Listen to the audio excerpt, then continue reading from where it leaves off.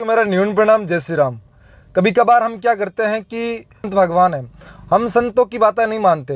हम संत लोगों की बातों पर विश्वास करते हैं और हम भोपों की बातों पर या तांत्रिक के पर हम ज़्यादा विश्वास करते हैं। परंतु वहाँ कहीं ना कहीं हमें नुकसान मिलता है। अगर हम भोपों के चक्कर में, तांत्रिकों के चक्कर में अगर ज़्यादा पड़ चुके हैं और वहाँ हमें नुकसान किस बात का मिल रहा है वो मैं आ रहा हूँ, और इस बात को आप ध्यान लगा के सुनना, ताकि इस प्रकार की जो भी घटनाएं होती है वो ज़्यादातर भोपों के चक्कर में और तांत्रिक के चक्कर में जाने के बाद में ही जो हो जाती है। हम करते क्या हैं, जब भोपों के पास में जाते हैं किसी प्रॉब्लम को लेकर के, फिर वो क्या करते हैं, आन देवताओं की पूजा बुलाते हैं। ठीक है, किसी भूमिया जी की पूजा, किसी और देवता की पूजा, या वो जो जिनको वो पूजा करते हैं उनकी पूजा बुलवाते हैं, या फिर अपने इष्ट देव की पूजा कहते हैं हमें। परंतु उसके बावजूद में जब हम उनको अपने घर पे लाते हैं, कुछ चीज़ें करवाते हैं ज़्यादा, जब हम भोपों के पास में जाते हैं तो फिर क्या करते हैं, हमारे पूर्वज है वो बंधक में हो जाते हैं। जब हमारे पूर्वज बंधक में हो जाते हैं और पूर्वज बंधक में होने की वजह से तो धीरे धीरे वो बंध जाते हैं। उसके बाद में हमारे घर में जो प्रॉब्लम है ज़्यादा आनी शुरू हो जाती है, क्योंकि बंधक में हो गए।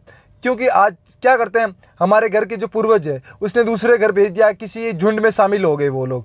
ठीक है, तो वो बंधक में आने की वजह उनकी मुक्ति का रास्ता नहीं मिलता उनको। ठीक है, जो हम घर पे हवन करते हैं या जो भी पूजा पाठ करते हैं, जो आरती करते हैं, भगवान की सुबह शाम संध्या करते हैं, जो भी हम दान पूजी करते हैं, वो उन तक नहीं पहुँचता है, वो अपने पूर्वजों तक नहीं पहुँचा। और वो बंधक में होने की वजह से तो हमारे घर में दिनों दिन जो समस्या बढ़नी चालू हो जाती है। इसीलिए सभी बंधुओं से, विष्णु समाज से मैं आग्रह करता हूं कि हो सके जितना हो सके आप किसी अदर भगवान को मानो। मैं वो नहीं कहता हूं उसकी पूजा मत करो, मैं किसी को रोकने वाला नहीं हूं, परंतु आप गुरु जंबेश्वर भगवान की नित्य घर पे हवन करना चालू कर दो। चाहे आप 5 शब्दों का करो, चाहे 7 शब्दों का करो, नित्य हवन करोगे और आप जब भोपों के और इन चीज़ों पे जाना बंद कर दोगे तो धीरे धीरे आपकी जो पूर्वज है उनका बंधक से मुक्त हो जाएंगे और उनकी मुक्ति हो जाएगी और आपके घर के संकट, कष्ट, पीड़ा सब मिट जाएगी। इसीलिए जितना हो सके आप थोड़ा सा इस चीज़ से जागरूक हो और भोपा और इन चीज़ों के बीच में जाना थोड़ा सा बंद करेंगे तो आपके घर में फायदा होगा। मैं उनको कहना चाहता हूं कि जो अपने पूर्वज है, अपने कितने दिन तक उनको दूर रख सकते हैं, 1 महीना, 6 महीना, 15 दिन तक आपने जो आराम मिल सकता है, इससे ज़्यादा आराम नहीं मिलने वाला। क्योंकि एक लिमिट टाइम होता है। जो भी हम भोपों के पास में, इन चीज़ों के पास में जाते हैं तो वो क्या करते हैं, वो सिर्फ 10 या 15 दिन, 20 दिन का उनसे मोहलत लेते हैं कि बस इतने दिन तक आप थोड़ा से दूर रहो, हम आपके लिए कुछ क्रिया करवा रहे हैं। फिर तो वो क्रिया हम नहीं करवा पाते और उनकी वजह से हमारे घर में और ज़्यादा संकट बढ़ जाता है। फिर हम क्या करते हैं, कहीं ना कहीं अपने घर को कभी कभार किसी के कहने के अनुसार अपने घर को खील से जो है खिलवा देते हैं या सांप मणि से खिलवा देते हैं। तो उसके बाद में आपकी घर की जो समस्या और ज़्यादा बढ़नी शुरू हो जाती है। उसके बाद में आज के ज़माने में क्या चल रहा है, तांत्रिक क्रिया बहुत ज़्यादा चल रही है। अपने घर के अंदर किसी ने जादू टोना करवा दिया और उसके बाद में जब हम इस प्रकार का अपने घर को खिलवा देते हैं और घर में जब हम सांप फणी वगैरह इनको हम जैसे जब खिलवा देते हैं तो जो समस्या और ज़्यादा भयानक हो जाती है, वो एक विकराल रूप ले लेती है।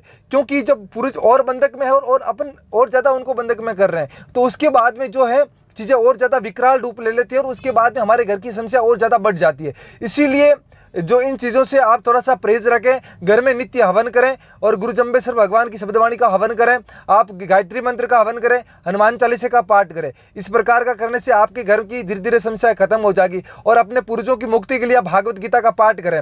उसमें भागवत गीता का 7वां अध्याय कर सकते हैं, 8वां अध्याय कर सकते हैं। और उसमें अगर आपको रात में या फिर ज़्यादा आपका मतलब काम वास्ता का ज़्यादा अगर विचार मन में चल रहे हैं तो आप उसमें 13वां अध्याय कर सकते हैं। 13वां अध्याय करें, 17वां अध्याय करें, और या फिर आप नित्य 1 अध्याय डेली कर सकते हैं। भागवत गीता का पाठ करने से आपके घर में जो भी समस्याएं, कष्ट हैं, पीड़ाएं या आपके पूर्वजों की मुक्ति नहीं हो रही है तो धीरे धीरे आपके पूर्वजों की मुक्ति हो जाएगी। तो आज से इन चीज़ों को, इन वीडियो को आज के साथ में इनको शेयर करें ताकि इन चीज़ों के बारे में ज़्यादा जागरूक हो सके। क्योंकि आज ये चीज़ें आपको कोई नहीं बताने वाला है, इस प्रकार की चीज़ें आप तक कोई नहीं पहुँचाएगा। इसलिए मेरे चैनल को सब्सक्राइब करें, अपने रिश्तेदारों के साथ में, अपने भाई बंधुओं के साथ में शेयर करें और इन चीज़ों से थोड़ा बचित रहें। और किस प्रकार से आपको जो वापस से इन चीज़ों से बाहर निकल सकते हैं, आप मेरे चैनल को सब्सक्राइब करें। मैं आप तक इस प्रकार की जानकारी हमेशा तक आप तक शेयर करता रहूँगा। आप सभी भक्तों का प्यार, आशीर्वाद सने मेरे साथ बना रहे। गुरु जंबेश्वर भगवान की कृपा सभी पर बना रहे।